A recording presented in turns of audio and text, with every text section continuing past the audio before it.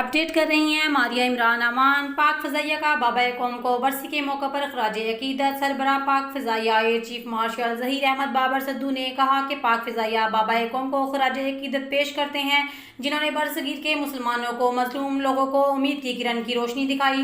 दूसरी खबर शामिल करते हैं इस्लामाबाद से जो कि कोरोना वैक्सीनेशन वाला पहला शहर बन गया है। वफाकी दारुल हुकूमत में 15 साल और इससे ज़्यादा उम्र की आधी आबादी की वैक्सीनेशन मुकम्मल कर ली गई है। मज़ीद खबरों के लिए देखते रहें आपका अपना channel city TV 49 news HD।